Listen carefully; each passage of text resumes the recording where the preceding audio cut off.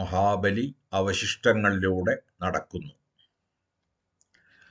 ആരുടെ ശിരസ്സുദിച്ചുയരുന്നു സഹ്യനിൽ, ആരുടെ പ്രിയച്ഛായ പേരാറിൽ വീഴുന്നു, ആരുടെ കുളിർശ്വാസമുലയുന്നു തെങ്ങുകളിൽ, ആരുടെ ചവിട്ടടികൾ ചൂടിയൻ മണ്ണിന്റെ രോമകൂപങ്ങളിൽ മുക്കൂറ്റി വിരിയുന്നു, ആരുടെ ദയാനീലമിഴികൾ നെല്ലിപ്പൂക്കളാകുന്നു വയലുകളിൽ, ആറുമാസക്കുലകൾ ആരുടെ ബലിച്ചോരയേറ്റി തുടുക്കുന്നു.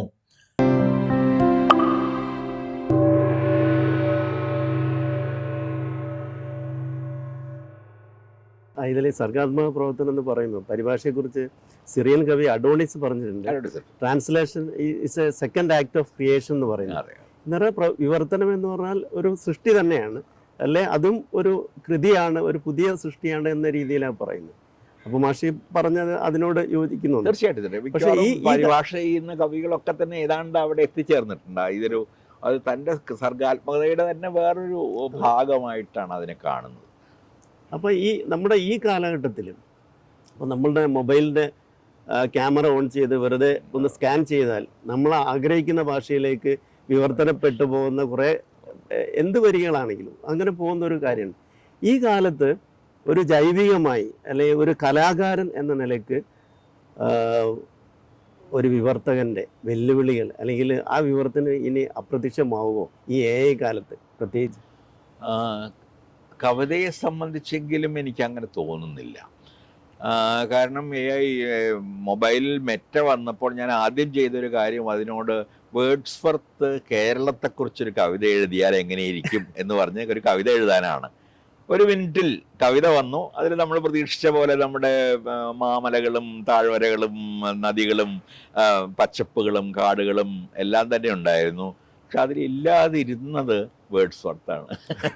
അതായത് ഒരു വേർഡ്സ്വർത്ത് ഒരിക്കലും എഴുതുമായിരുന്നില്ലാത്ത ഈ കാര്യങ്ങളെല്ലാം ഉണ്ട്. കാരണം നമുക്കറിയാവുന്ന പോലെ ഇനി എന്തൊക്കെയാവുമെന്ന് എനിക്ക് പറയാൻ കഴിയില്ല. പക്ഷെ നമുക്കറിയാവുന്ന പോലെ ഇപ്പോൾ AIക്ക് ചെയ്യാൻ കഴിയുന്നത് അതിലേക്ക് ഫീഡ് ചെയ്യപ്പെട്ട, അതിന് നൽകപ്പെട്ട ഉപാധികൾ ഉപയോഗിച്ചുകൊണ്ട് സൃഷ്ടികൾ നടത്തുക മാത്രമാണ്. അതിനെ സൃഷ്ടി എന്ന് പറയാമോ എന്ന് എനിക്ക് പൂർണ്ണമായിട്ടുള്ളൊരു തീർച്ചയില്ല.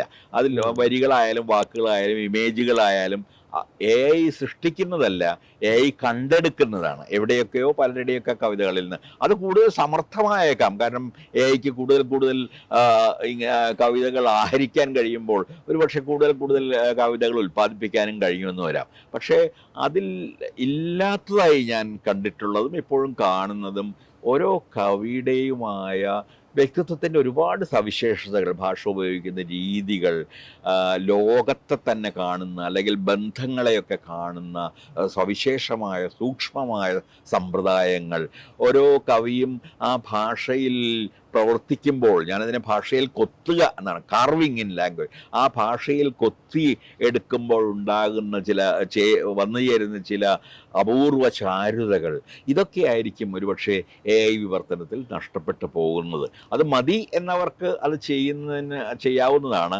പക്ഷെ എനിക്ക് തോന്നുന്നത് വീണ്ടും ഒരുപക്ഷെ അതിനൊരു അസംസ്കൃത വിഭവമായി ഉപയോഗിക്കാൻ കഴിഞ്ഞു എന്ന് വരാം. ആദ്യത്തെ ഇപ്പോൾ എനിക്ക് അറിയാത്ത ഒരു ഭാഷയുണ്ടെങ്കിൽ ആ ഭാഷയിൽ നിന്ന്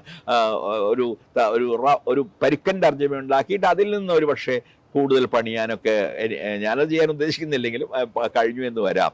എങ്കിലും ഞാൻ വിചാരിക്കുന്നത് ഒരു കവിക്ക് എത്താവുന്ന ഈ ഭാവനയുടെ ചില ഉയരങ്ങൾ, ഭാഷയുടെ ചില മൗലികതകൾ, ഇതിലേക്കൊരു പക്ഷേ AI പോലുള്ള അതല്ല ഏത് തരത്തിലുള്ളൊരു യന്ത്ര സംവിധാനത്തിനും എത്താൻ കഴിയില്ല എന്നാണ്. അതെ, വൈകാരികത വളരെ ശരിയാണ്. അതിൽ ഇല്ലാതെ പോകുന്ന ഒന്ന് ഇതാണ്, ഒരു ആന്തരികമായൊരു വൈകാരികത, ഒരു ആത്മീയം എന്നൊക്കെ പറയാവുന്ന തരത്തിലൊരു അടുപ്പം, അത് കവിതകളിലും അല്ലാതെ ഇത്തരം പരിഭാഷകളിൽ പലപ്പോഴും ഇല്ലാതെ പോകുന്നു. ചിലപ്പോൾ നമ്മളെപ്പോലെ വിശപ്പും ദാഹവും പ്രണയവും കാമവും ഒക്കെ AIക്ക് ഉണ്ടാവുന്ന ഒരു കാലത്ത് ചിലപ്പോൾ AI കവി ഉണ്ടായേക്കാം.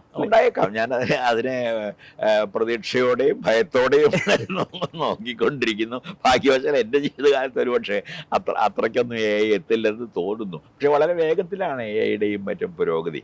അത് പല രീതികളിൽ നമ്മുടെ സർഗാത്മകതയെ സ്വാധീനിക്കാനിടയുണ്ട്. അതെനിക്ക് പറയാൻ കഴിയും. പ്രത്യേകിച്ച് നോവലാണ്. നമുക്കറിയാം, മൊബൈൽ തുറക്കുമ്പോൾ നമ്മൾ കാണുന്ന പരസ്യങ്ങളിൽ ഒന്നെങ്കിലും നിങ്ങൾക്കൊരു നോവലിസ്റ്റ് ആകണമോ, അത് 3 ദിവസത്തിനുള്ളിൽ നിങ്ങൾക്കൊരു നോവൽ എഴുതരാം എന്ന് പറയുന്ന പരസ്യങ്ങളാണ്. ഇത് സാധ്യമാണ്. ഒരുപക്ഷെ അത്തരം രൂപങ്ങളെ കുറെ കൂടി സാധ്യമാണ്. കാരണം കുറച്ച് ഡോസ്റ്റോയെവ്സ്കിയും കുറച്ച് ടോൾസ്റ്റോയും കുറച്ച് യശ്പാലും കുറച്ച് പ്രേംചന്ദും ഒക്കെ ചേർത്ത് ഒരുപക്ഷെ നമുക്ക് അതിലത്തെ അതിലത്തെ ആനുഭവികത അല്ലെങ്കിൽ അതിൻ്റെ ഊഷ്മളത ഇല്ലാതെ ഇവയൊക്കെ ചേർത്ത് നമുക്കൊരു അവിയൽ പരുവത്തിലൊരു ഒരു കഥ നോവൽ രൂപത്തിലുള്ളൊരു ആഖ്യാനം ഉണ്ടാക്കാൻ കഴിഞ്ഞു എന്ന് വരാം.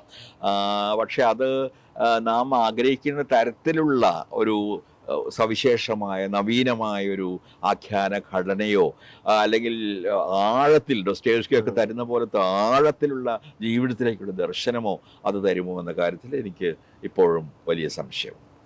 ഏതായാലും ഇത്രയും വിലപ്പെട്ട സമയം ചെലവഴിച്ച് ഇത്രയും കാര്യങ്ങൾ മാഷിൻ്റെ ജീവിതത്തെക്കുറിച്ചും കവിതയെക്കുറിച്ചും വിവർത്തനങ്ങളെക്കുറിച്ചൊക്കെ പറഞ്ഞതിന് വളരെയധികം നന്ദി പറയുന്നു. അതുപോലെ തന്നെ മാഷിൻ്റെ ആത്മകഥ അവിരാമം ചർച്ച ചെയ്യപ്പെട്ട് വായിക്കപ്പെടട്ടെ എന്ന് ആശംസിക്കുന്നു. നമസ്കാരം.